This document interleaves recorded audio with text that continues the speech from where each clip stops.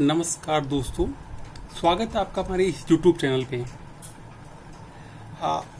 हम बात करेंगे कक्षा 12 के सब्जेक्ट कंप्यूटर साइंस के बारे में। आपको पता है उसकी एग्जाम आने वाली है, तो उससे रिलेटेड कुछ महत्वपूर्ण जो क्वेश्चंस हैं लेसन फर्स्ट, सेकंड और थर्ड में हम उनके ऊपर चर्चा करेंगे। महत्वपूर्ण प्रश्न ही पढ़ेंगे, ज़्यादा हम में नहीं पढ़ेंगे, ठीक है। तो लेसन फर्स्ट, सेकंड, थर्ड की बात करेंगे। पहला क्वेश्चन, डेटा स्ट्रक्चर क्या है। ठीक, देखो डेटा स्ट्रक्चर को समझने के लिए सबसे पहले क्या मालूम होना चाहिए, इन्फॉर्मेशन। आपके पास क्या होंगी, इन्फॉर्मेशन। उन इन्फॉर्मेशन को हम क्या करेंगे, कलेक्ट। ठीक है भाई, जो भी सूचना होंगी उनको हम इकट्ठा करेंगे तो क्या बन जाएगा, डेटा बन जाएगा। अब इन जो कलेक्ट की गई इन्फॉर्मेशन है इनको करेंगे सॉर्ट, मतलब व्यवस्थित तरीके से जमाएंगे। और व्यवस्थित तरीके जमाने के बाद क्या करेंगे, उनको व्यवस्थित तरीके से एक्सेस करेंगे। तो क्या बन गया, एक डेटा स्ट्रक्चर बन गया। सूचनाओं को इकट्ठा करके उन्हें व्यवस्थित तरीके से जमा कर सही प्रकार से एक्सेस करना ही डेटा स्ट्रक्चर कहलाता है। सिंपल सी मैंने डेफिनेशन आपको यहाँ पर बता दी। सेकंड क्वेश्चन है, लीनियर डेटा स्ट्रक्चर मतलब रेखीय डेटा स्ट्रक्चर क्या है। इसकी साधारण सी सिंपल सी डेफिनेशन है, और वैसे भी इनके बारे में चैप्टर नंबर 1 है, उसकी मैं वीडियो बना चुका हूँ। आपको डिटेल से और जानना है तो आप उस वीडियो को देख सकते हैं। तो लीनियर डेटा स्ट्रक्चर में क्या होता है, जब डेटा तत्वों को एक व्यवस्थित तरीके से एक सीक्वेंस में जमा करते हैं, एक सीक्वेंस में व्यवस्थित करके रखते हैं, किनको, डेटा स्ट्रक्चर को, तो क्या कहलाता है, रेखीय डेटा स्ट्रक्चर कहलाता है। और रेखीय डेटा स्ट्रक्चर 3 प्रकार के हैं हमारे कोर्स में। पहला है लिंक लिस्ट, स्टैक, क्यू। ये 4th और 5th लेसन है, उनके अंदर इनके बारे में और डिटेल दी गई है, ठीक है। फर्स्ट लेसन से नाम ही इनके कि लीनियर डेटा स्ट्रक्चर के एग्जांपल कौन कौन से हैं, स्टैक, क्यू, लिंक लिस्ट, ठीक है। और क्वेश्चन नंबर 3, एल्गोरिथम किसे कहते हैं। देखो एल्गोरिथम को समझने के लिए जो समझते हैं एल्गोरिथम किसे कहते हैं, लॉजिक और ऑर्डर,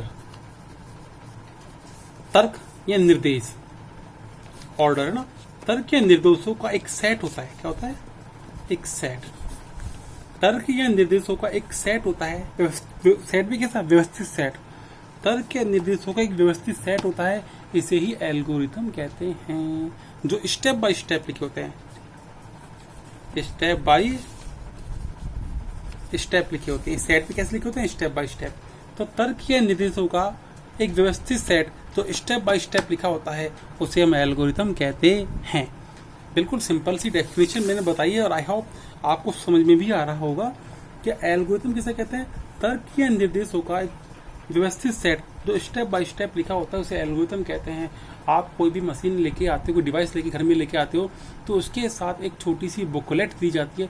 उस बुकलेट के अंदर आपकी मशीन कैसे काम करेगी, उसके स्टेप बाय स्टेप उसके निर्देश लिखे होते हैं। तो वो भी क्या है, एक एल्गोरिथम ही है।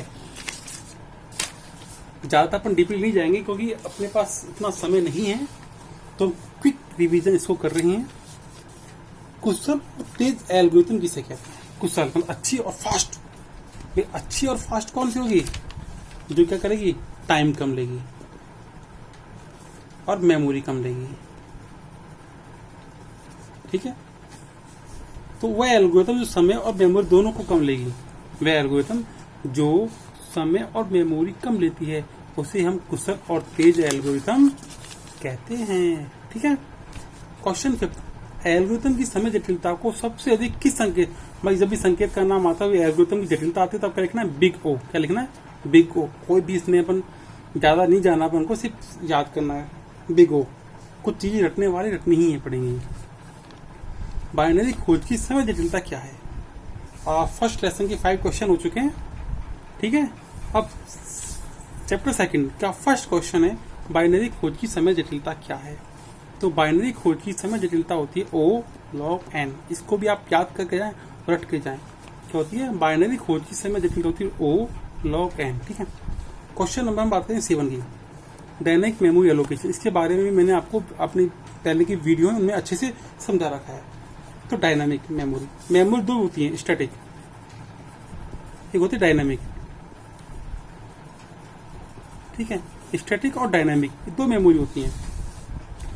तो स्टैटिक जो मेमोरी होती है, जब भी हम प्रोग्राम बना, ऐसे मैं लिख रहा हूँ इस समय काम चल रहा है ना, तो काम करते करते जो भी मैं कुछ लिख रहा हूँ स्टैटिक मेमोरी है, ठीक है। हम जब भी कोई चर की घोषणा कर रहे हैं, घोषणा करते समय यदि उस चर को कोई वैल्यू दी जाती है बनाते समय ही, वो कहलाती है आपकी static memory. Dynamic memory program को रन करने के बाद, कब? प्रोग्राम को रन करने के बाद।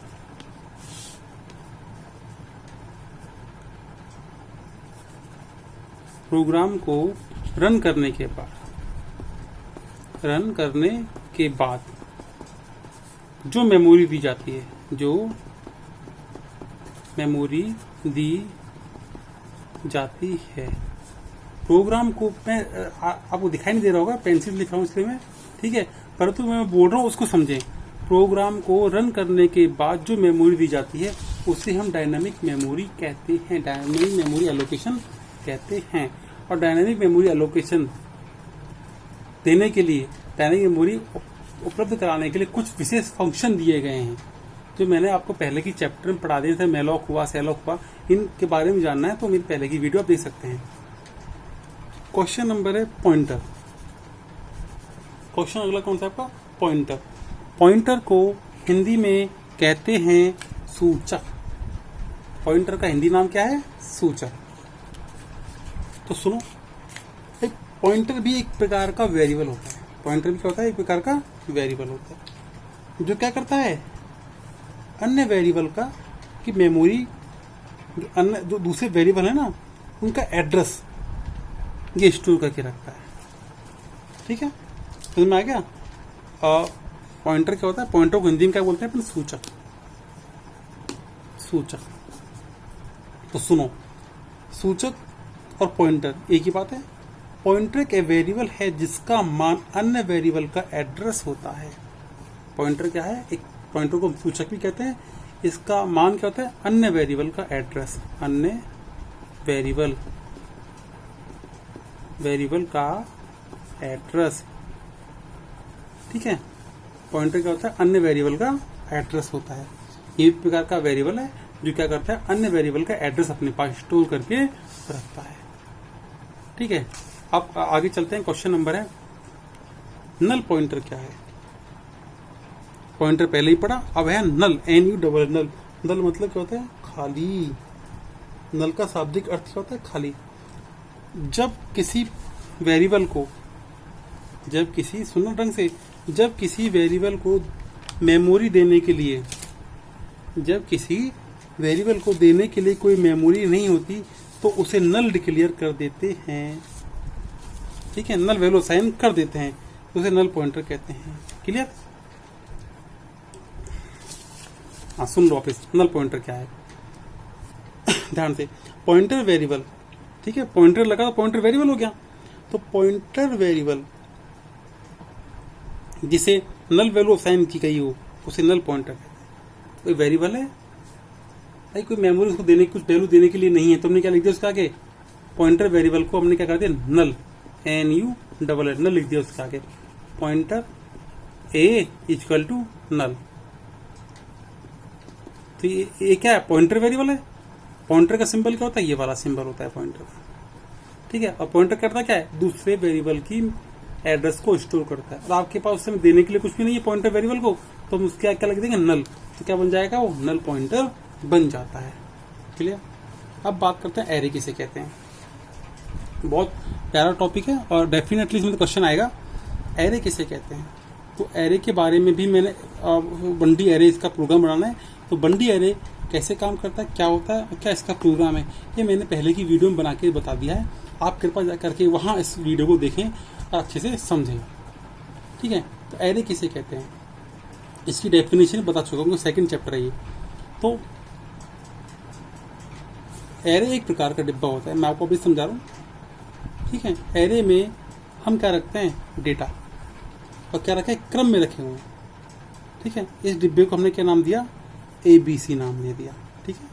और ये अपन डेटा रखा है, इन सब डेटा का एक क्रम है 1 2 3, ठीक है। तो और ABC क्या हो गया? एक वेरिएबल हो गया, एक चर हो गया। एक चर के अंदर अपन एक से अधिक मान रख दिए। अब तक तो आपने देखा था कि a बराबर 5 था, मतलब एक वेरिएबल में एक ही मान रख पाते थे, परंतु अब एक ही वेरिएबल के अंदर एक से अधिक मान रख रहे हैं अपन। एक ही वेरिएबल है ABC, या a भी रख सकते हैं, इसका नाम कोई दिक्कत नहीं है। तो एक वेरिएबल एक ही है, उस एक ही वेरिएबल के अंदर हम एक से अधिक मान रख पा रहे हैं, तो उसे हम कहते हैं एरे। तो जब एक ही वेरिएबल में समान प्रकार के मान भी कैसे होने चाहिए, समान प्रकार के। अब डेफिनेशन सुन लो अच्छे से इसकी।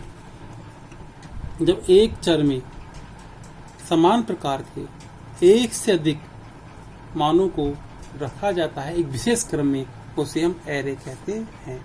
एरे दो प्रकार के हैं, 1D और मल्टी, और एक बिम्मी और बहुमिमी है। इनके बारे में इनका प्रोग्राम मैं पहले की वीडियो में बना चुका हूं, आप जाकर देख सकते हैं। 2D एरे की घोषणा कैसे करते हैं इसको हम समझ लेते हैं। 2D एरे देखो, पहले क्या लिखेंगे, data type. Data type 2D array की घोषणा करना सीख रहे हैं, पहले क्या लिखेंगे, डेटा टाइप, फिर क्या लिखेंगे, एरे नेम। एरे नेम, फिर रो साइज, फिर कॉलम साइज। ठीक है, डेटा टाइप का लिया अपन ने इंट लिया, एरे का नाम क्या लिया अपन ने, ABC। रो की साइज कितनी अपन ने, 3, और कॉलम की साइज भी हमने 3 ले ली। अलग अलग ले सकते हैं, तो अपन सेम लिया। तो ये होगी आपकी 2D एरे की घोषणा। और 2D एरे क्या है, क्या प्रोग्राम है, आप प्लीज प्लीज प्लीज मेरी पहले की वीडियो में जाकर देख सकते हैं, ठीक है ना। और बीच में एक निवेदन करना चाहूँगा, यदि आपने अब तक मेरा चैनल सब्सक्राइब नहीं किया तो प्लीज प्लीज क्या करना है, क्लिक बटन दबाना है रेड कलर का साइड में, जो आपके राइट साइड में है, प्लीज उस बटन को दबा दें, सब्सक्राइब कर दें, ठीक है। और लाइक भी कर दें पसंद आ रहा है तो। और अच्छा वापस और भी नोटिफिकेशन लेने हैं में जानने हैं तो प्लीज बेल आइकन भी दबा दें, ठीक है। चलो आगे चलते हैं। स्टार CMP एक फंक्शन है, यह है स्ट्रिंग फंक्शन। ये भी आ सकता है स्ट्रिंग फंक्शन कौन कौन से, तो star CMP, star CPY, star cat, star len, ये क्या स्ट्रिंग फंक्शन हैं। इनके ऊपर भी मैं वीडियो बना चुका हूँ, आप वहां जाकर देख सकते हैं, ठीक है। तो स्टार CMP फंक्शन क्या करता है, ठीक है। तो star CMP function STRCMP, star CMP का मतलब कंपेरिजन। कंपेरिजन मतलब तुलना, मतलब ये दो चर के मतलब A और B लिखा अपने, तो इन दोनों चरों के मध्य क्या करेगा, तुलना करेगा। कौन, CMP की, किसकी वैल्यू बड़ी है, किसकी वैल्यू छोटी है। सिर्फ इतना सा ही काम है CMP का, ठीक है। एक स्टार कैट होता है जो दो वेरिएबल की वैल्यू को आपस में जोड़ता है। स्टार लैन होता है जो क्या करता है, किसी वेरिएबल की वैल्यू की लेंथ नापता है, कितना इसकी लंबाई है, ठीक है। और ये स्टार कॉपी है, एक वेरिएबल की दूसरी वेरिएबल कॉपी करता है, ठीक है। तो आप वीडियो जाकर देख सकते हैं। तो हो गया अपना। और नेक्स्ट क्वेश्चन, GCD का पूरा नाम लिखिए। GCD greatest common division, greatest common division इसका पूरा नाम है। और इसका एक प्रोग्राम भी बनता है, ठीक है। प्रोग्राम के लिए आपको वीडियो चेंज करनी पड़ेगी, क्योंकि इसमें क्या क्या मैं आपको बता सकता हूँ, ठीक है। आप वीडियो देखें, आप फिर भी कुछ समझ में ना आए तो आप मुझे कमेंट्स कर सकते हैं, फिर मैं आपको वापस उस वीडियो को समझा सकता हूँ, या पर्सनली आपको मैं समझा भी सकता हूँ, तो कोई दिक्कत नहीं है इसके अंदर। GCD ग्रेटेस्ट कॉमन डिवीजन, जैसे आपने 6-7 क्लास में पढ़ा होगा HCF,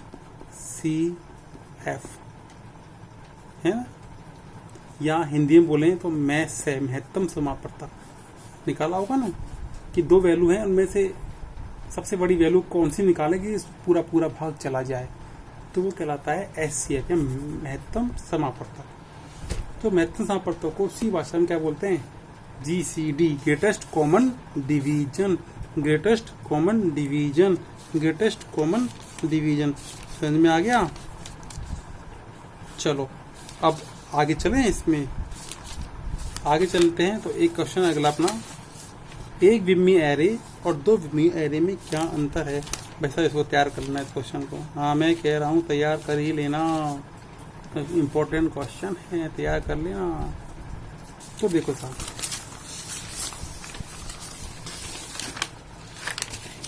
हाँ मैं तैयार कर लेना। हाँ जब हम बात करते हैं एक विम्मी है, दो विम्मी, देखो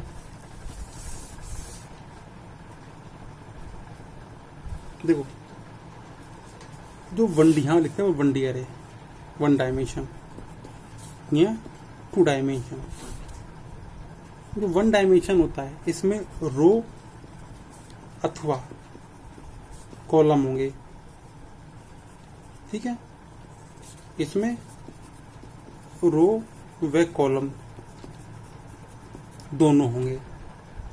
डेटा तत्वों को व्यवस्थित करते हैं एक क्रम में एक चर के अंदर, तो उसमें क्या तो या तो रो ही बनेगी या कॉलम ही बनेगा। 2D एरे में रो और कॉलम दोनों बनने चाहिए। दूसरा अंतर,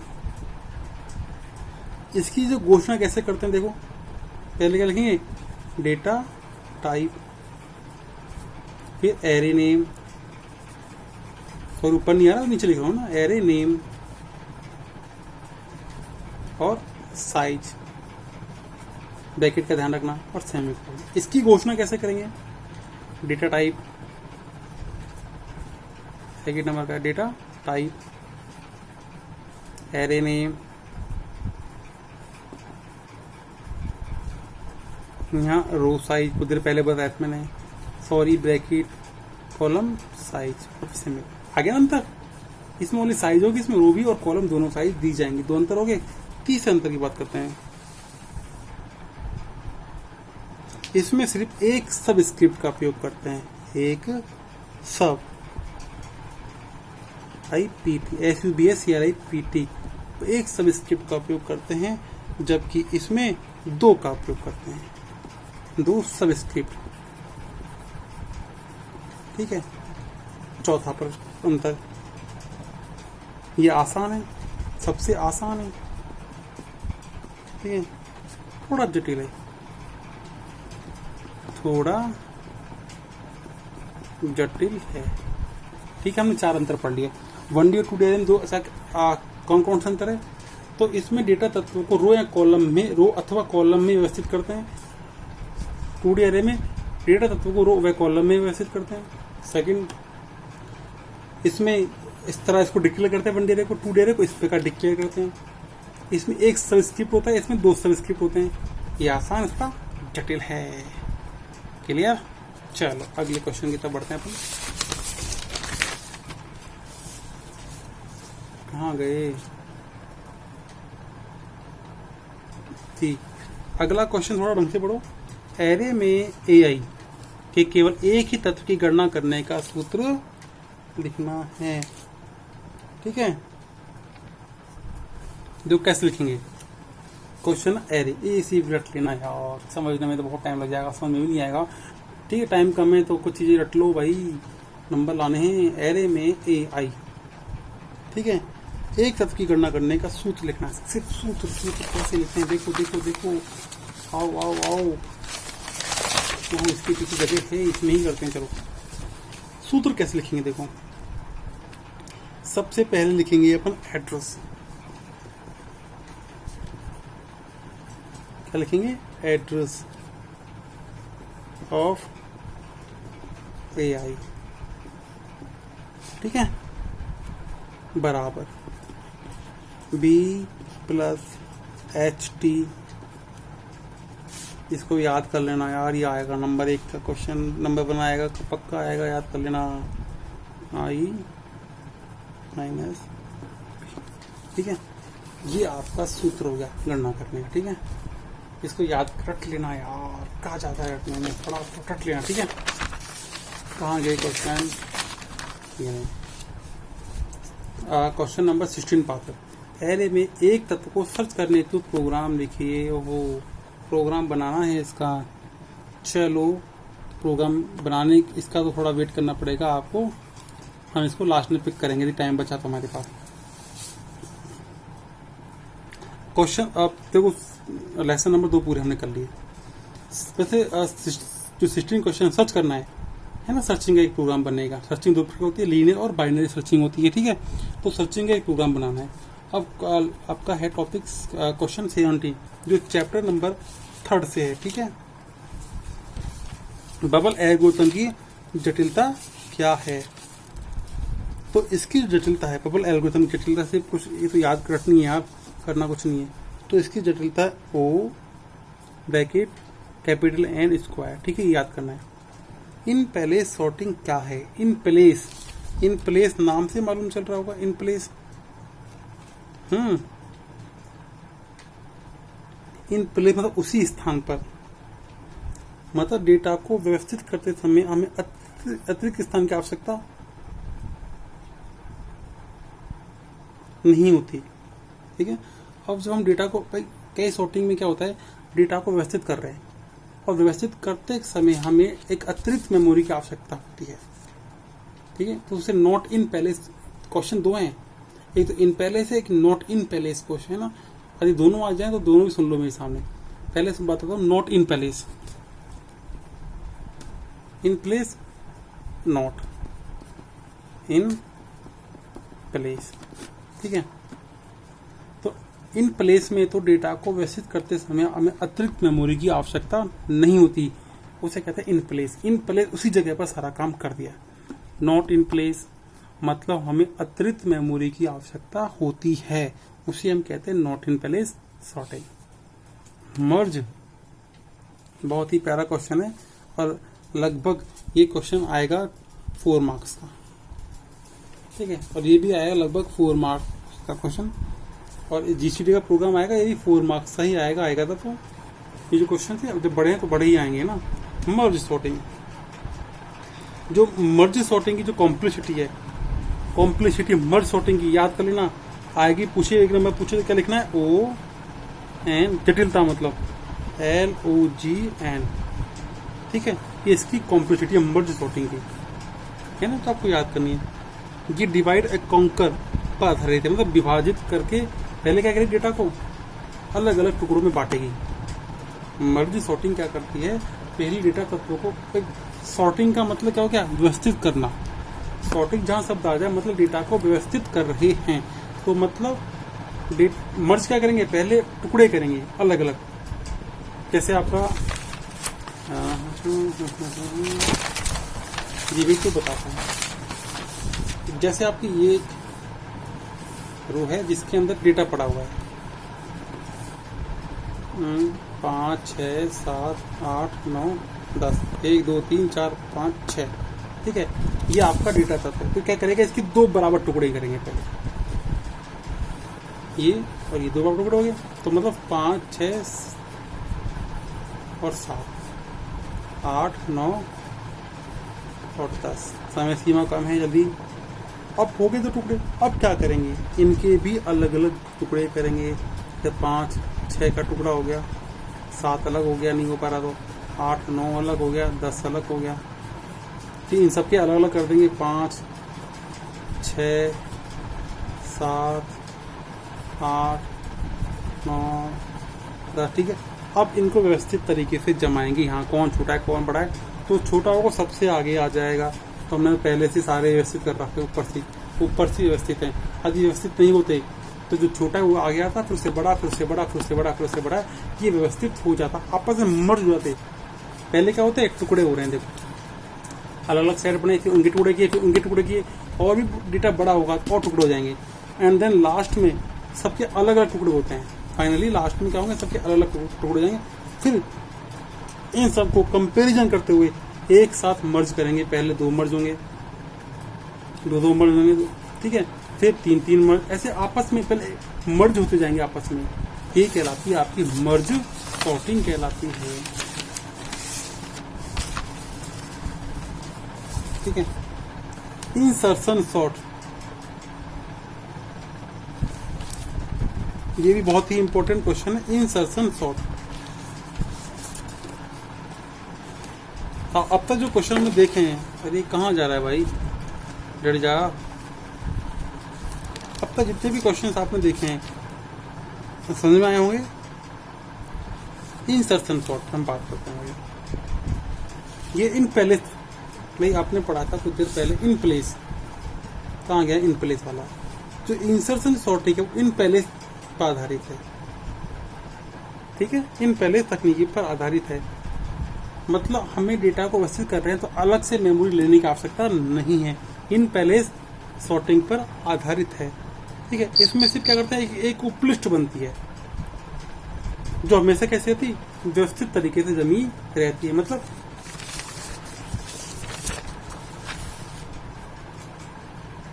आ गया, मतलब समझ में आ गया आपको। ये डेटा है, ये अव्यवस्थित तरीके से है तो इसकी एक उपलिस्ट बन जाएगी अलग से। ठीक है, जैसे जगह नहीं है, इसमें क्या होगा, पहले सबसे छोटा तत्व ढूंढा जाएगा। बहुत से डेटा तत्व पड़े हुए हैं, सबसे पहला छोटा तत्व ढूंढा जाएगा और जो छोटा होगा सबसे आगे आ जाएगा। तो ये क्या हो गया, आपकी उपलिस्ट। क्या होगा, ये उपलिस्ट हो गई। ये लिस्ट है, ये इसकी एक उपलिस्ट, सबसे छोटा इधर आ जाएगा, उपलिस्ट हो गई। मतलब हमने एक अतिरिक्त मेमोरी जगह नहीं ली, उसी मेमोरी के अंदर सारा काम कर दिया। तो क्या कहलाएगा, इंसर्शन सॉर्ट। ठीक है, इंसर्शन सॉर्ट कहलाता है। डेटा है अव्यवस्थित क्रम में जमे हुए हैं, बस इनको व्यवस्थित तरीके से जमाना है। ठीक है, व्यवस्थित तरीके से जमाने के लिए क्या करेंगे, पहले छोटा तत्व को आगे लिखेंगे तो ये उपलिस्ट बन गई, जो कैसी हमेशा व्यवस्थित रहती है।